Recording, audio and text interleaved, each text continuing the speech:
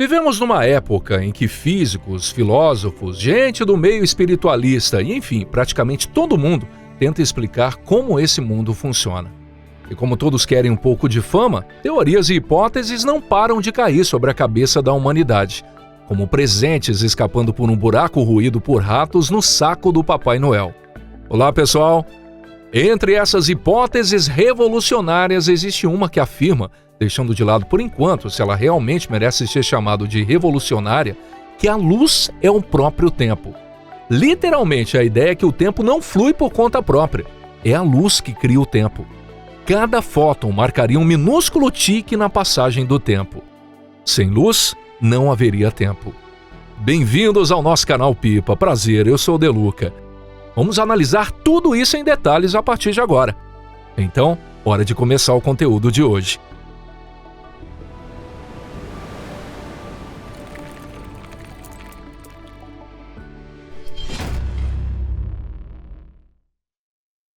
O universo como um rolo de filme.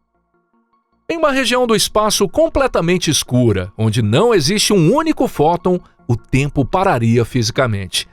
Em outras palavras, não seria simplesmente escuridão, como costumamos imaginar, mas uma região de tempo zero, onde absolutamente nada poderia acontecer até a chegada do primeiro raio de luz. Aliás, segundo essa hipótese, nós não nos deslocamos através do tempo, mas estamos presos dentro de um gigantesco e imóvel cristal do tempo, no qual a luz seria a única pulsação capaz de criar a ilusão de mudança. Em resumo, tanto nós quanto tudo o que existe ao nosso redor estaríamos contidos em um único rolo de filme. O instante em que você nasceu, o café da manhã que comeu hoje e até o último dia da sua vida já estariam todos gravados em uma enorme bobina invisível. E aquilo que chamamos de realidade não passaria de um único quadro desse filme, justamente aquele que está sendo iluminado pela lâmpada do projetor. E essa lâmpada seria a luz. Para sermos justos, essa hipótese permite explicar com facilidade, por exemplo, por que não podemos nos mover mais rápido do que a luz. A lógica é simples: não seria possível chegar a outra realidade antes que a luz a iluminasse. Ou então, por que o tempo passa mais devagar perto de um buraco negro? Ao redor de um buraco negro, o espaço ficaria fortemente comprimido e as geodésicas se aproximariam uma das outras, fazendo com que a luz tivesse mais dificuldade para atravessar esse espaço parecido com um xarope e, por isso, reduzisse sua velocidade. E se a própria luz é o tempo, então quando a luz desacelera, o tempo desacelera junto com ela. Seria também por isso que, por exemplo, os relógios atômicos dos satélites de GPS se adiantam em relação aos relógios na superfície da Terra. Lá no alto, esse xarope seria mais diluído, permitindo que a luz se movesse com maior liberdade. Pelo menos é assim que parece quando seguimos a lógica dessa hipótese. É uma ideia extremamente engenhosa e elegante. Só que a realidade é ainda mais engenhosa e ainda mais elegante. O sapateiro sem sapatos. Para entender essa realidade, pense um pouco. Se a luz é o próprio tempo, quanto tempo passa para a própria luz? Talvez vocês respondam que isso depende de onde o fóton se encontra. Perto da Terra, um segundo para o fóton seria aproximadamente igual ao segundo que usamos como referência. Ou seja, o intervalo corresponde a 9.192.631.770 oscilações da radiação associada à transição entre níveis de energia do átomo de Césio-133. Já perto de um buraco negro, como a velocidade do fóton diminuiria, um segundo para ele também se tornaria mais longo. Afinal, já falamos disso, não é? Parece fazer sentido, certo? Sim, parece fazer sentido, mas está completamente errado. E agora, vamos explicar por quê. Primeiro vamos começar com algo que já foi comprovado inúmeras vezes e que nesse exato momento está sendo utilizado até pelo seu smartphone. Quanto mais rápido você se move, mais devagar o seu relógio passa. Isso é um fato indiscutível. Os astronautas da Estação Espacial Internacional envelhecem um pouco mais devagar do que nós, embora a diferença ao longo de um ano seja de apenas uma pequena fração de segundo. Partículas instáveis que atravessam aceleradores podem viver dezenas de vezes mais do que o seu tempo de vida normal, simplesmente porque não estão se movendo em altíssima velocidade. Os efeitos relativísticos nos relógios dos satélites de GPS precisam ser compensados continuamente. Sem essas correções, o erro de posicionamento se acumularia em cerca de 10 km por dia. Quanto maior a velocidade, maior o atraso do relógio. Há muito tempo, tudo isso deixou de ser apenas uma hipótese científica. Agora, vamos levar essa ideia um pouco mais longe. Se você acelerar até metade da velocidade da luz, seu relógio ficará visivelmente mais lento. A 90% da velocidade da luz, ele ficará muito mais lento. A 99,9% da velocidade da luz, o relógio praticamente parará. E por fim, imaginemos que você alcance um limite absoluto, a velocidade da luz. O que aconteceria nesse momento? O relógio pararia completamente. Isso significa que, para a luz, o tempo simplesmente não passa. Um fóton que deixou uma galáxia há 1 bilhão de anos e hoje entrou em seus olhos como um raio de luz, esteve viajando durante 1 bilhão de anos. Só que esse bilhão de anos existe para nós. Para o fóton, a partida e a chegada se sobrepõem como um único acontecimento. E nem mesmo um instante se passa durante essa viagem inimaginavelmente longa. Então a própria luz, que supostamente deveria produzir o tempo, não possui tempo algum. Talvez vocês pensem, e daí? Um sapateiro sem sapatos. Não seria nada de tão incomum, certo? Só que dessa vez nosso sapateiro não apenas não tem sapatos, ele também não tem oficina nem sequer ferramentas para costurá-los. Nesse caso já não podemos nem chamá-lo de sapateiro. Um relógio parado pode não marcar o tempo das outras coisas. A luz é a única coisa no universo que não possui um relógio próprio. Portanto, ela também não pode ser o relógio do mundo. Então, quem afinal é o sapateiro que estamos procurando? Encontramos o sapateiro? Não necessariamente. Pois bem, descobrimos que a luz não era o sapateiro. Como a própria luz não possui tempo, também não pode distribuí-lo para outras coisas. Mas alguém deve estar distribuindo o tempo, não é? Afinal, sabemos que o tempo existe de verdade e, infelizmente, nós envelhecemos, o café esfria e o relógio na parede continua fazendo tic-tac. Então vamos fazer a mesma pergunta que derrubou a luz do posto de sapateiro. Para quem o tempo passa? Para tudo o que existe, vocês provavelmente responderiam. E lembrando de tudo o que acabamos de discutir, acrescentariam menos para a luz. Exatamente, resposta perfeita. Por mais que queiramos, não conseguimos escapar do tempo. Isso vale para você, para um elefante e até mesmo para um minúsculo elétron. Mesmo um neutrino, cuja massa é extremamente pequena, mas não nula, não consegue acelerar até a velocidade da luz e parar o próprio relógio. Nem toda a energia existente no universo seria suficiente para isso. Ou seja, o tempo passa para aquilo que não pode viajar à velocidade da luz. Então, o que nos impede de alcançar a velocidade da luz? A massa. É justamente porque você possui massa que não consegue alcançar a velocidade da luz, e é exatamente por isso que o seu relógio continua avançando. Encontramos o sapateiro. Não é a luz, é a massa. Agora vamos testar imediatamente se essa ideia realmente funciona usando um método tão simples que chega a ser até um pouco maldoso. A hipótese anterior dizia que sem luz não existe tempo, certo? Em um espaço completamente escuro, o tempo deveria parar. Então vamos realizar um experimento que até uma criança do ensino fundamental conseguiria entender. Pegamos um pote comum, colocamos algumas drosófilas dentro, damos ar e alimento a elas e depois cobrimos todo o recipiente, sem deixar nenhuma fresta, com uma fita preta opaca que bloqueia a luz visível. Escuridão completa e absoluta. Nenhum fóton do mundo exterior consegue entrar. Pela lógica daquela hipótese, o tempo deveria parar para as drosófilas. Elas deveriam se tornar imortais. 1 ano depois, abríamos o pote e encontraríamos as mosquinhas, jovens e felizes, voando de um lado para o outro. Afinal, a lâmpada do projetor ficou desligada o tempo todo. Mas sabemos muito bem que, na realidade, depois de algumas semanas, tudo o que encontraríamos dentro do pote seriam pequenos corpos sem vida. O relógio biológico das moscas não pediu permissão à luz. Ele simplesmente marcou todo o tempo que cabia àquelas criaturas. É claro que um físico mais rigoroso com os detalhes imediatamente argumentaria que dentro dos átomos que formam as drosófilas ainda existem fótons virtuais sendo trocados. Sim, ele poderia fazer essa objeção, mas isso seria um pequeno truque. Fótons virtuais são uma ferramenta usada para descrever matematicamente as interações eletromagnéticas, e não raios de luz capazes de iluminar alguma coisa. Se até fótons virtuais forem considerados luz, essa hipótese acabaria reduzida à afirmação banal de que quando alguma coisa acontece, o tempo passa. Mas deixemos a biologia de lado. Vamos considerar uma partícula chamada muon. Ela decai em apenas cerca de 2 milionésimos de segundo, e a luz não participa desse projeto de decaimento. Quando aceleramos o muon, sua vida útil aumenta, e aumenta exatamente na proporção prevista pela teoria. Em resumo, o tempo não pede permissão à luz. Nesse ponto, precisamos admitir uma coisa com toda a franqueza.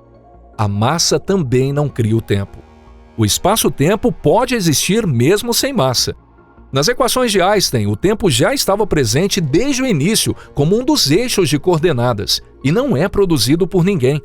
Porém, apenas aquilo que possui massa vivencia o seu próprio tempo. A luz simplesmente atravessa o espaço-tempo como se o costurasse, sem permanecer nele sequer por um instante. Quem envelhece é você. Portanto, até hoje os físicos ainda não encontraram um sapateiro. Mais do que isso, quando tentam unificar a gravidade e a mecânica quântica, o próprio tempo desaparece das equações.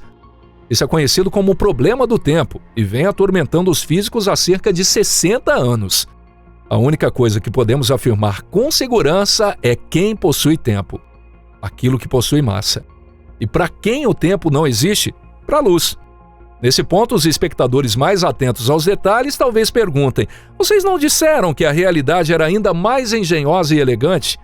Então onde está toda essa engenhosidade?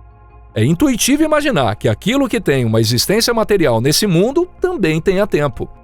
E é justamente a matéria que possui esse tipo de existência. Quanto à elegância, nem precisamos comentar. Comparada a um raio de luz, o que um simples pedaço de pedra tem de elegante? Pois é. Então vamos mostrar onde está a verdadeira engenhosidade e tentar explicar o que a gravidade realmente é. Já vimos que perto da Terra o tempo passa mais devagar do que longe dela, e que um relógio colocado no primeiro andar fica para trás em relação a outro no 10º andar. A diferença é minúscula, mas foi medida experimentalmente e existe, sem dúvida alguma. Agora vamos ver o que podemos concluir a partir disso. O objeto em queda livre não escolhe o caminho mais curto. Ele segue o caminho no qual seu tempo próprio é maximizado. Como o tempo passa mais rápido em regiões mais altas, subir é vantajoso. Só que subir exige velocidade, e quanto maior a velocidade, mais devagar o tempo passa, o que representa uma desvantagem. O equilíbrio entre essas duas exigências gananciosas é justamente o que produz, por exemplo, a conhecida trajetória parabólica de uma pedra arremessada. Mas afinal, por que a pedra cai para baixo? Na relatividade geral, um objeto em movimento livre não está sujeito à gravidade no sentido convencional. Ele simplesmente segue uma geodésica, a trajetória mais reta possível dentro de um espaço-tempo curvo. A massa da Terra distorce a geometria do espaço-tempo. Os relógios próximos à superfície funcionam um pouco mais devagar do que os que estão em altitudes maiores. E como as direções espacial e temporal estão interligadas, a geodésica de um objeto que inicialmente estava parado acaba se aproximando da Terra. Por isso, a trajetória mais reta possível de uma pedra no espaço-tempo aparece aos nossos olhos como uma queda acelerada para baixo. A própria pedra em queda livre não sente aceleração, e um acelerômetro caindo junto com ela indicaria zero. Já uma pessoa em pé sobre o chão foi desviada da geodésica de queda livre e está sendo continuamente empurrada para cima pelo piso. E é justamente essa força de sustentação que sentimos como peso. Faltam 3 metros para quinta-feira. Na verdade, não encontramos o sapateiro. Mas no caminho parece que encontramos outro problema. Se o tempo passa para tudo aquilo que possui massa, e a maneira como ele passa depende do movimento e da gravidade, então cada coisa possui seu próprio tempo e seu próprio relógio. Em outras palavras, existem tantos relógios quanto existem objetos. Você tem o seu relógio. O morador do andar de baixo também tem o dele. E esse relógio está atrasado por uma quantidade minúscula. Um satélite de GPS também possui seu relógio, e esse avança mais rápido. um muon dentro de um acelerador também possui seu relógio e ele está quase parado. Então, qual desses relógios está correto? Talvez você pense, qualquer um deles, não? E basicamente é isso mesmo. Só que existe uma armadilha escondida aqui. Na verdade, não é uma armadilha, é um abismo. Olhem só, um trem está passando ao longo de uma plataforma.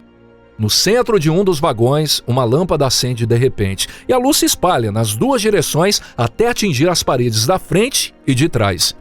Para um passageiro dentro do trem, as duas paredes são iluminadas ao mesmo tempo. Afinal, a distância até as duas paredes é igual e a velocidade da luz também é a mesma. Então é natural que ela chegue às duas simultaneamente. Não há nada a contestar. Mas para você que está parado na plataforma, a situação é diferente. A parte traseira está se movendo em direção à luz, enquanto a parte dianteira está se afastando dela. Portanto, a luz chega primeiro à parede de trás. Quem está certo? Os dois. Isso não é uma ilusão nem um erro dos instrumentos de medição. O mundo simplesmente funciona dessa maneira. No mundo de quem está dentro do trem, a luz já alcançou a parede dianteira do vagão. Mas no seu mundo, no seu universo, ela ainda não chegou lá. Só que existe apenas um universo, certo? No exemplo do trem, essa diferença é minúscula. A fórmula aproximada para calcular a diferença do tempo entre dois acontecimentos é a seguinte. Aqui, v é a velocidade em relação ao observador, que nesse caso corresponde à velocidade do trem. L é a distância entre dois pontos separados nos quais queremos comparar se os acontecimentos são simultâneos ou não. C é a velocidade da luz. Agora, vamos aumentar L. Espaço para aumentar essa distância é o que não falta. Afinal, temos o universo inteiro à nossa disposição, né? Vamos usar como exemplo uma das galáxias mais próximas de nós, a galáxia de Andrômeda. Ela está a 2,5 milhões de anos-luz de distância. Imagine que um humanoide esteja parado lá e outro caminhe em direção à Terra, apressado para encontrá-lo em um encontro romântico a uma velocidade de apenas 1 metro por segundo. Os dois estão bem próximos um do outro, quase prestes a se abraçar, e não discordam de absolutamente nada. A única coisa sobre a qual eles discordam é você, que está observando os dois descaradamente de longe. Para o humanoide que está parado, você agora está na segunda-feira. Para o humanoide que está caminhando, já é quinta-feira. Nos dois casos, trata-se exatamente do mesmo você, sentado exatamente no mesmo sofá. E ainda assim, os dois momentos que cada um deles considera como seu agora estão separados por 3 dias inteiros. E lembre-se, ele estava apenas caminhando. Agora vamos inverter as posições. Levante-se do sofá e dê alguns passos em direção à janela. Se houver em Andrômeda uma civilização discutindo se deve enviar uma frota de guerra para a Terra, então para você, ao dar um passo na direção deles, essa decisão já teria sido tomada. Mas se você se virar e começar a caminhar em direção à cozinha, o conselho ainda estará apenas começando a se reunir. Exatamente a mesma reunião estará no passado para você ao realizar um movimento e no futuro ao realizar outro movimento. E olha que você só caminhou 3 metros dentro da própria casa. Mas essa reunião ou já aconteceu ou ainda não aconteceu. Não existe a possibilidade dela ter acontecido apenas pela metade, certo? Nesse caso, o acontecimento precisa existir nas duas situações. A única diferença é que um você já chegou até ele, enquanto o outro você ainda não chegou. Isso significa então que passado, presente e futuro já existem todos desde o princípio? Será que todos os acontecimentos já estão alinhados em seus respectivos lugares e nós apenas avançamos lentamente ao longo de nossa própria linha de mundo, chamando de presente o ponto ao qual por acaso chegamos? Se avançarmos de outra maneira, veremos um agora diferente. Como distinguir um jacaré? Isso é chamado de universo em bloco. Mas, para sermos sinceros, trata-se apenas de uma interpretação e não de um resultado comprovado experimentalmente.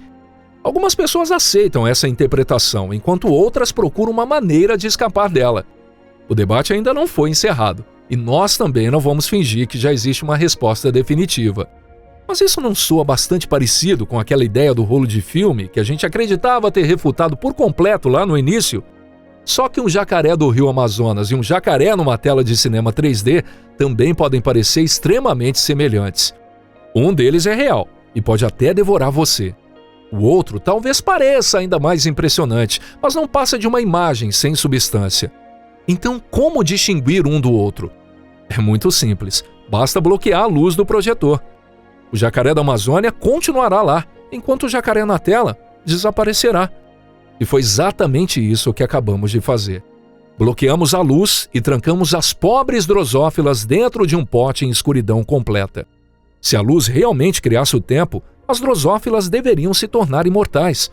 Mas isso não aconteceu, certo? Aquela hipótese acertou apenas a imagem superficial e errou completamente todo o resto que realmente importava. Talvez o rolo do filme exista de verdade, mas a lâmpada não tem nada a ver com isso.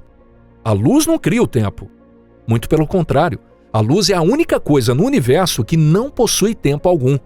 A luz não é um sapateiro, nem sequer a sovela usado para costurar os sapatos. Então, quem costurou esses sapatos? Como já admitimos com toda sinceridade, nós não sabemos.